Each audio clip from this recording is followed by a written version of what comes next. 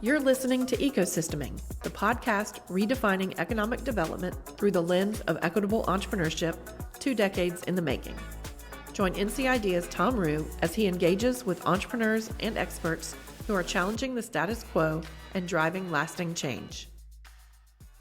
Welcome, listeners, to the Ecosysteming podcast. Today, I have the great privilege to be joined by Frank Pollock. And, Frank, as I was prepping for this, I'm like, how does one introduce Frank Pollock? I mean, sure, you're a marketer, innovator, and strategist, but you are so much more. For one thing, and we'll hopefully get into it in the course of today's conversation, you're an entrepreneur in residence for some work that we're collaborating on, and you're an all-around great guy. So is there a particular title that you lead with, or do you just bask in the glory of everything that you are? I don't know if I bask in the glory, but I tell people that I'm the CMO of Home Lending Pal and Blue Recruit, and the EIR for the Piedmont region for NC Idea, which is a newer thing, but it is certainly a very prestigious honor to be a part of the NC Idea ecosystem. Well, I think what you left out there is that you're also famous for your performance on the Action and Ambition podcast. Wow! So you are a veteran at this. I almost feel like I should just reverse the roles and let you run this conversation this afternoon. Well, Tom, I would not take away your thunder. I have been on a few podcasts, and my background actually includes the broadcasting industry. So I am familiar with all of this back when we did it over radio airwaves as opposed to, the wonderful world of podcasting. Well, I'm not going to make the low-hanging fruit joke there that you've got a face for radio, because you're a handsome man, but you definitely have a voice for radio. So that does not surprise me in the least. As a matter of fact, I'll jump to one of my closing questions for you is, have you ever considered being voiceover for Audible books? Because there are certain genre of books that you'd have that very soothing, pitch perfect tone for. When I was much younger, I saw a 60 Minutes profile of the guy who does all the movie trailers. And he had the coolest job in the world. He'd get up at like 10 o'clock. They'd fax him scripts into his limo. He's chain smoking, cigarettes to keep his voice deep. And he'd go, crushed by an asteroid. And he'd do the, trailer after trailer, grab lunch, knock some more out. And he's back at home at the pool at 2:30. I was like, this is the job for me. Absolutely. They actually made a movie around not so much him, but that industry. I mean, he's featured in it, but it's called In a World, because that's usually how those trailers started. You mentioned, that you're functioning as a CMO for Home Lending Pal and Blue Recruit, 2 companies that NC Idea, not coincidentally, has also funded. But before we get to there, you have a distinguished past in kind of the corporate world, Frito-Lay, General Mills, Colgate, Palmolive. I think even you did some project work, maybe as a consultant for Gallo Wine. I'm sure that's a lot of what you bring to the table for these nascent firms that are trying to crack into these very large markets. So and you should feel free to talk on any of those experiences in any direction you want. But the one question I have specifically for you is, like, what made you decide at what moment is a career shift that you said, okay, I've kind of checked this box and now I want to pivot into, early stage startup entrepreneurial space? Or what was it that had you kind of get off that, hamster trail? Well, you brought up a couple things. So yeah, I did work at Frito and Mills, and at Colgate I called on Target's headquarters, and so when I was at Colgate, I recognized that I was a bit of a square peg and trying to fit into a round hole. I'm actually a third generation entrepreneur. So my granddad in segregated New Bern, North Carolina, came back from the Coast Guard and started a portfolio of businesses. And then my dad picked up the mantle, and he had, in addition to his law practice, a number of businesses. And so corporate America kind of run its course. There's certainly some things I learned that I wanted to do and some things that I didn't want to do. But, it was, 2006, and I had the good fortune to sit down with a wonderful executive coach who primarily worked with C-suite executives who were planning the next stage of their life. But he took me under his coaching practice, and kind of plotted out some stuff for me to explore, and I had the flexibility to do so. And it was around the time that the Durham startup ecosystem was really starting to come together. The American Underground. This was back in the days when NC Idea was in the basement with CED, with a startup factory, with Groundwork Labs. All of that stuff was going on, and so I started doing some consulting work, and I was the director of the MBA program at North Carolina Central, and I taught in the undergrad curriculum and started kind of hanging around in the underground and meeting people, and then eventually got involved with the startup ecosystem and kind of took from there. Yeah, your arc predates my own tenure here by several years.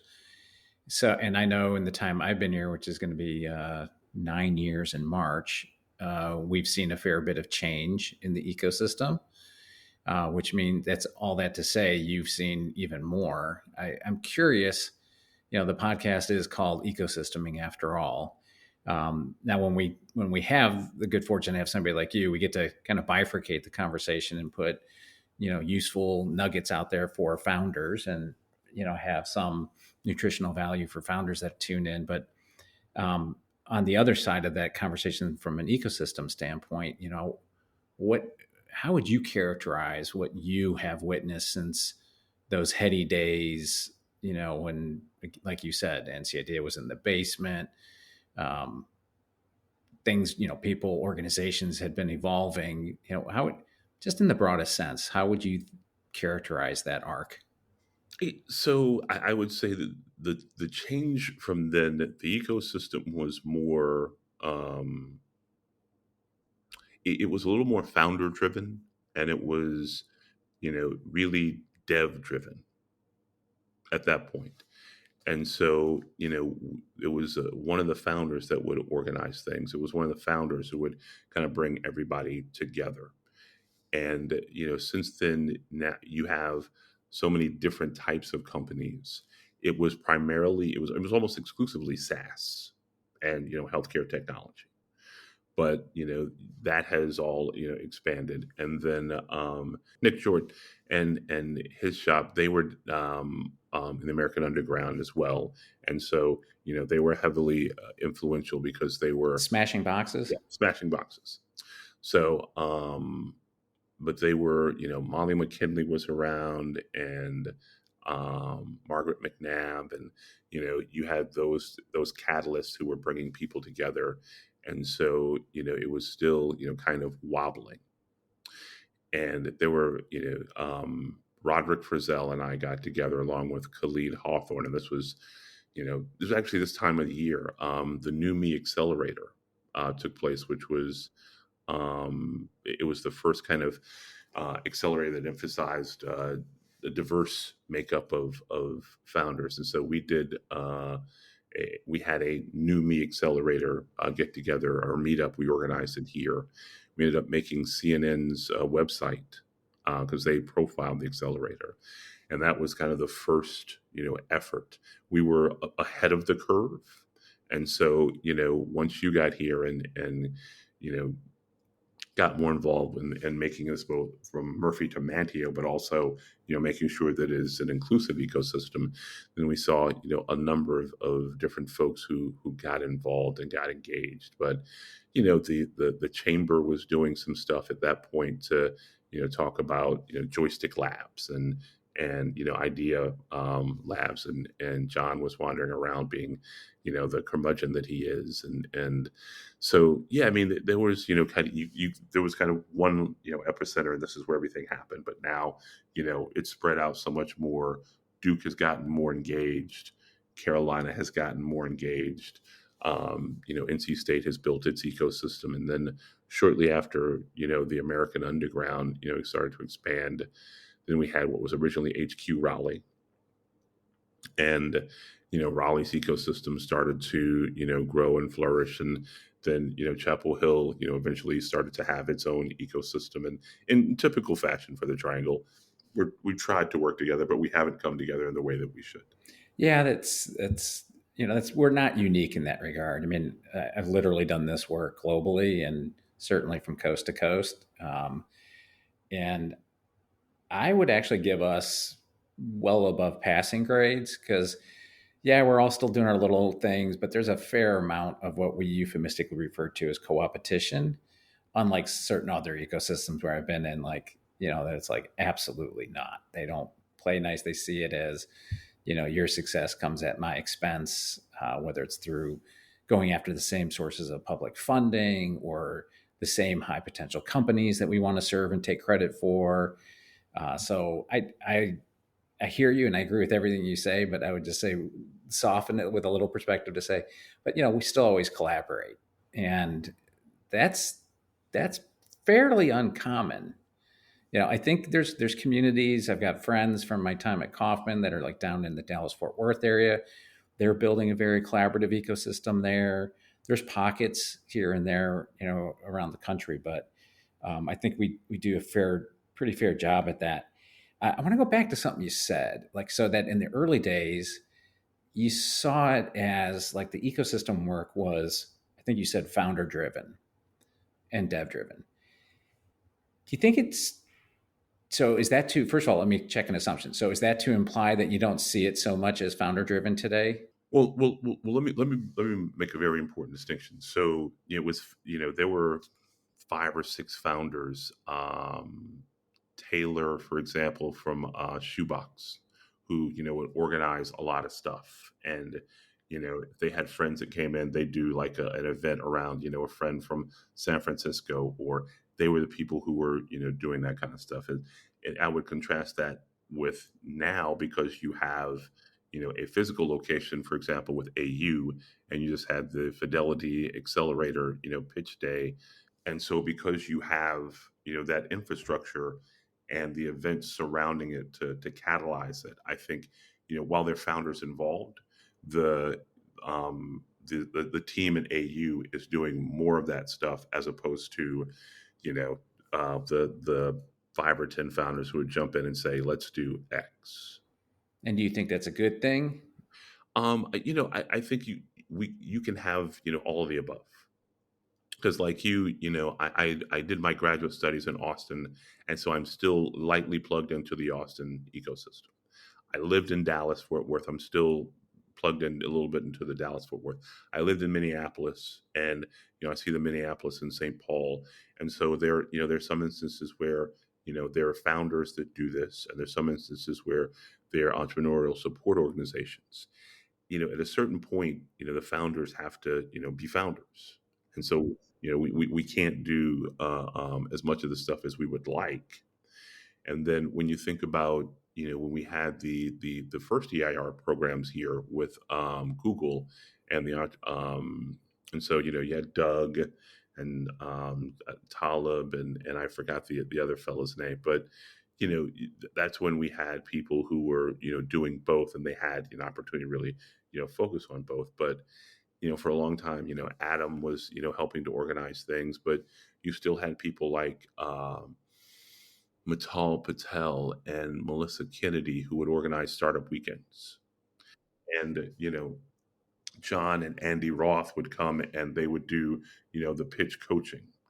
And, we had startup weekends for, the base startup weekends. We had them, we did a startup weekend for women in, I want to say 2014. We did one we called Trailblazers, that was for historically underrepresented groups in like 2016.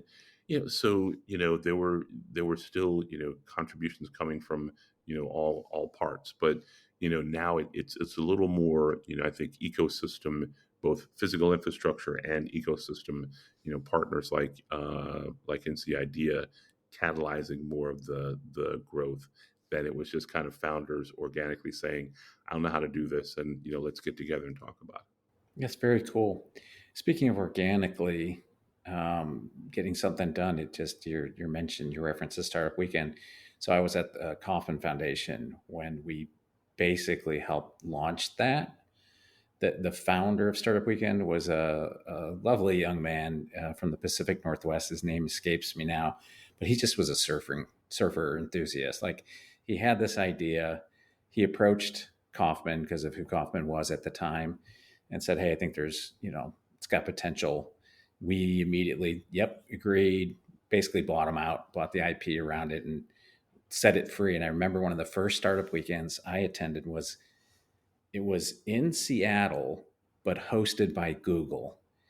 I think as kind of a middle finger between the it. two tech, Mhm. giants. But fun fact was because nobody really could anticipate. No, there wasn't a history of startup weekends, and tech wasn't what it is today. We famously or infamously crashed the Wi-Fi at Google, Wow. so to the point that at some point, I don't know, probably like 2 a.m. on that Friday night, we all disbanded into the Seattle coffee house scene, much to the consternation of the local rank and file, who was like, used to walking into one of these places and easily finding a table and not having any problems getting on the Wi-Fi, because like this little army from this first startup weekend just kind of went and took over all the coffee shops. And it was interesting times. The other thing we noticed after about a year or two, because that format was a little different, very savvy founders were like, people that followed the Grateful Dead. They were going from city to city for startup weekends and pitching the same idea and getting 54 hours of free dev work done to advance, and then occasionally recruit a potential hire. All right. And in those early days, I was traveling all over the country going to these startup weekends. And I'm like, hey, didn't I see you, in Seattle or Portland or Kansas City or wherever you're right? And we figured out because, founders and entrepreneurs, they're scrappy, right? Exactly, resourceful. So we had to kind of tweak the model, and then then we kind of backed out of it, and it took on a life of its own until TechStars came in and bought it and did what they did with it. But sorry, I strolled down memory lane there for a second. So you, and one of the reasons why I was looking forward to this conversation, you have a certain perspective, again, from multiple sides. You're serving and working with companies we have funded. We already mentioned Home Lending Pal and Blue Recruit. You're helping them, kind of realize their entrepreneurial ambition, but you're also a player in the ecosystem. And so you're familiar with a lot of the entrepreneur support organizations. You know, would you, I'm struggling to ask the question in a certain context to give you some bandwidth here to answer. Like, would you say we're optimized, or is there equilibrium? Do we have balance? Like, does the founder community, do they understand what the resource pool is, and are they aligned for it? Is the ESO community serving the needs? Do you see gaps? Well, so I guess you asked four questions. Yeah, that was a bit of a word salad. Apologies. So I'll say this. I think over time we have seen as founders, there are still that we see more and stronger resources. The different organizations have kind of gone different ways, and but we understand how to leverage relationships. CED has gone and done some different stuff than when it was in the basement. NC Idea, obviously you guys are doing, some more things. Unfortunately, the startup factory isn't around anymore. And so we don't have a classic accelerator where, you get X number of dollars and, that kind of thing. But there are a number of resources, and so as the universities have gotten more involved and that kind of thing, you know I think founders in general feel like, we can go and talk to someone and figure this out. um I think the most telling sign, when Bill Spruill had his exit, for, I think it was $300 million. One of the things that he said was, one of his goals for his post exit career was to bring more capital to the area. And so that's the thing that I think, if you talk to founders, would be their number one ask of, if there's entrepreneurial support organizations, how do you get more capital to this area, and capital that, for early stages, and then as you get into later rounds, that can actually lead it inside around, and level up, and your seed to Series A when you graduate to Series A, or from A to, once you start getting to A's, then, and this is not to disparage the folks here, this is just how they're structured as a fund. They only have X amount of dollars. They can only write a check of this size. So that's just the nature of this particular market. And so the question, I guess, the observation I think most founders would have is, love to have diversity of capital at different points in the life of a startup, and in different, it would fit into the capital stack. It's I was going to say coincidental. It's actually not coincidental. Had the exact same conversation yesterday with a very distinguished member of the capital stack here, and his observation was, vertically speaking, where he has great concern, and as one of the most prolific funders in the state, he said that when companies get to that, like Series B, there's nobody, in his take, which I happen to agree with, there's really nobody that can write a 20-30 million dollar check. And from my observation at the national level, I know certain states that understand that gap, in states like ours that are a great farm team, so to speak. And so they've gone directly into amassing, you know, $1 to $2 billion funds, kind of in a exclusively for Series B, right? And it's to go hunting. It's their license for hunting, and they're going to look to states like North Carolina to say, where are those ready for B level, funding that we can poach and bring in. And that's, I think, a legitimate concern, because, as you know, everybody in this space works awfully damn hard, and I don't want to do it ultimately for the gain of other states that might be seeing that longer term opportunity. I did recently have the chance to share that view with the board at EDPNC. So I hope we planted a few seeds, to say, hey, it's not just about recruiting companies into the state, it's about helping those here grow and keeping them here. Well, Tom, I've heard you make that point in different contexts, and I always point at SAS Institute. Dr. Goodnight spun out of NC State. He's built an enormous company. It has been extremely beneficial for this area. We need to build those. In 2016, I think it was 2017, when Doug when Doug Spate was working at the American Underground. That was the window when we pitched Google, Apple, and the U.S. Army had like an innovation center that they wanted to locate. All of them, in like the U.S. Army Center, ended up going to Austin.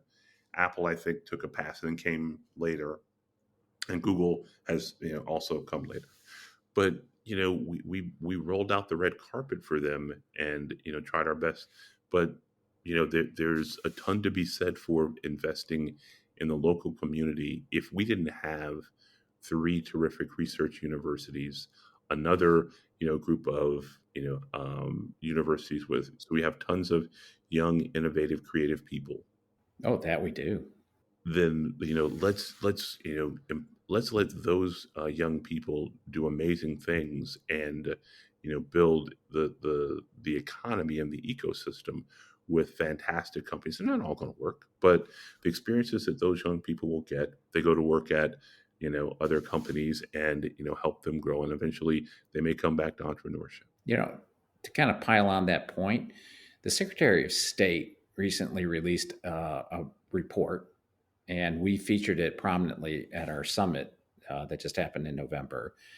And in that report, first of all, they state what anybody paying attention knows, and that is that North Carolina continues to be at a record pace of startups, well above the national average for going for 5 years now. And what is, I think, the most underappreciated thing in economic development is the job creation engine that it is. And their analysis, commissioned by research PhDs and surveying, it was, I think they said their sample size was thousands. It was like 6,700 companies participated in the survey. That if we could help just 5% of the startup base, 5% get to what they self-describe as self-sustaining revenue, which was, I think it was either 50 or 100,000. And let's be honest, between us, that's not a whole lot of revenue, right? But if we could help them get to that level based upon their hiring needs and plans, it would generate 24,550 more jobs annually. And the annual return on that would equate to just under $1 billion in salaries. And then with the M plan multiplier effect, it's about $1.5 to $2 billion of economic impact to the state. So again, as you may hear me opine on occasion, if we're willing to offer an incentive package, measured in hundreds of millions of dollars for a company that's going to promise, 2,200 jobs, 1,900 jobs, whatever, the big, obvious, fluffy, puffy question is, what would we be willing to do for a promise of 25,000 jobs? Because that is hiding in plain sight.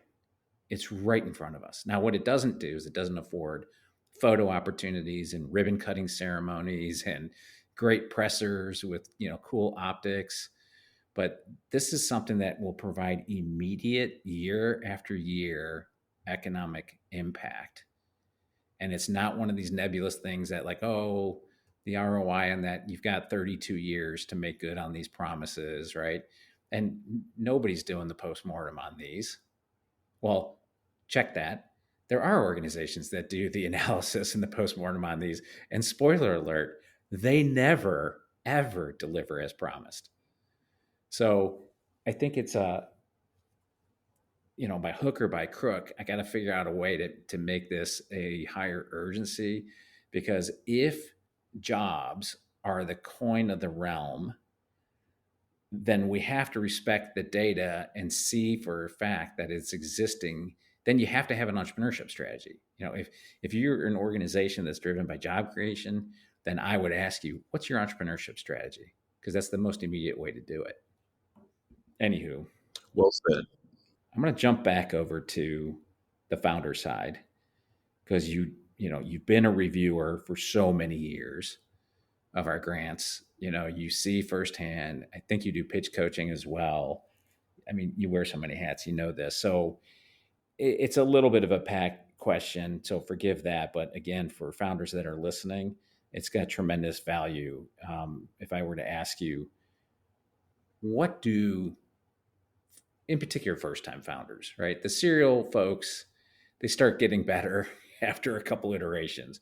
But for those first-timers out there, those aspirational ones out there, what do they consistently get wrong? What's the stuff that makes you pull your hair out? Because you've clearly been working with many of them that piss you off. Yeah, I clearly pulled a lot of hair out. Is that what you're saying? But no, Tom, I think there's kind of this arc of a first time founder, and There's the idea, and then there's, to some degree, there is, without the experience of going through it, you can see all the possibilities, and it's really hard to focus in on one. And but I would say that things that I've seen in applications recently for micro, I think, for micro, I think it's more of an emphasis, should be more of an emphasis on using no code and low code tools, as opposed to the grant to pay for dev costs. I think at that stage you can find out an awful lot with not just a tool to do screens, but you can go into Bubble and you can create the app that you want. You can hook that up to Airtable, and you can use that as your back end. And for 50, 60, 70 folks, that can work well enough for you to find out, do I have something? Second thing I would say is that a lot of people misunderstand traction. There's a difference between progressing the business. So you may win a pitch competition. You may be able to extend your runway in some form or fashion. Traction is quantitative evidence that your hypothesis is correct. Now, that may be revenue, that may be the number of people who sign up, that may be the number of people who actively engage in the platform. But you actually need, I see a lot of, hey, we pitched here, or we did this, or in some way we extended the runway of the business. But, regardless if it is a consumer product, if it is, more of it's a technology enabled, more traditional business, or if it is a software driven business, to have hardcore user data that says, yes, this is right. And now to be able to say, there's some additional assumptions that I want to test, and then the last thing I'd say, and this is something that my good friend and mentor, Dave Neal, talks about, go after big targets. If you want to, if you really want a successful, startup, you got to have a deep pain that is frequent. Those people have to have money to solve the problem and be willing to pay to solve that problem. And there have to be a lot of them. And so, while I appreciate that, and I won't say that they aren't going to be healthy businesses, but founders in general, they got to go after that problem.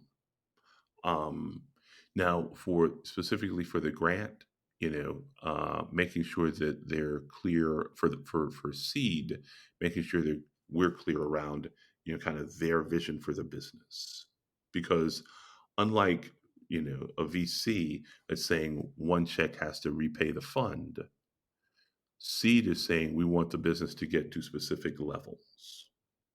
So it doesn't have to be, the next great AI tool. It can be, it can be a smaller, exit, a smaller market. But making sure that you're clear around, we think it's realistic to get to this point in X number of years. Yeah, and thank you for making that point, because I think a lot of people have a misconstrued idea about what our goals are. And I know when I've gotten into, let's just say, a disagreement with certain folks, in particular from our investment community, I'm thinking of one exchange I had several years back where um, I'm not going to mention him, but he took an issue with a company we decided to fund. He said, "But Tom, you have to understand, we would never fund that." To what I said, "You need to understand that's not our criteria. I get that you wouldn't. Still too risky, right? You have LPs to answer to. That's not the mission. That's not our charitable purpose as a private foundation. We're trying to find those non-obvious, high-impact potential plays that, but for a little bit of money and intervention and exposure to really smart people like you, we can get them to that next validated stage. And then hopefully over time, with continued nurturing and other assistance, we get that high impact company that we would have otherwise not." Right. And as I've told the team here, if 90% or better of the companies we fund go off and are wildly successful and raise a ton of money and have great exits. We are we're betting too much on sure things, right? The market forces should recognize that high potential, and they have all the financial incentives in the world to support that, invest in that, and see that through. So it's this very fine, nuanced line that, as a private foundation, we walk towards, and that's, I think, wherein we defend our activity as an economic development, again, private foundation, but functioning as an economic development organization. So thank you for teasing that out so I could make that point. I think I mentioned this at the top of the conversation. You've recently added to your list of roles EIR, specifically for the NC innovation work, which is targeting commercialization and basically commercializing, having more output from research happening at the schools in the state that aren't the big three R1s. You and I spoke while you were going through, the process, and I know you've got some thoughts about what that slice of the ecosystem is like. Is there anything you'd like to share about that? Well, the in the role, I get an opportunity to engage with bench scientists and help them begin to bring a commercial lens to the technology that they're researching. But when you think about the state of North Carolina as someone who is a native, and I've heard this for years, one of the crown jewels is our university system. Carolina and State do a fantastic job. They get tons of research dollars, but think about smaller schools. There are actually some very bright people. That was on the faculty at North Carolina Central. There's some very bright people. If you think about the biotechnology research facilities, if you think about UNCG, North Carolina A&T, and so on. So, it's an opportunity to, shine a light on them, part one, but part two, to help them start to think about, as we create this, is there, what's the potential commercial application, but also to help them understand there's going to be some of them, there's a more limited road because you're running headlong into, mega corporation. Okay. And they're already well ahead of, they've commercialized a bunch of this stuff. So, it's a chance to really be a mentor and for a number of folks who are very bright and very talented, but they've been trained for peer review as opposed to venture and commercial review. Yeah. And I obviously we were an early fan. We were helping advocate for the model that exists today, before it got its first penny. And I'm hopeful. There's, at the risk of stating something that's easily verifiable with a simple Google, there's still a little bit of political rancor around it. And I'm hoping they can muscle through that and cooler heads can prevail so that we don't have to waste time around partisanship and just focus on outcomes, right? And impact and working in that way. So I think we feel very fortunate to be supporting it in a very small way, but it's just another excuse for me to be able to hang with people like you, which is always a lot of fun. So I've got to land this plane now, and we've got this quaint way of doing that. Let me ask you this. How many mutual connections would you guess you and I have on LinkedIn? Mutual connections on LinkedIn, 130, 237. Try 311. Okay. And a sample of those, would show that you and I overlap in so many ways because, that's Margaret McNabb, who you called out earlier, who's just like, freelance league and all around really cool person.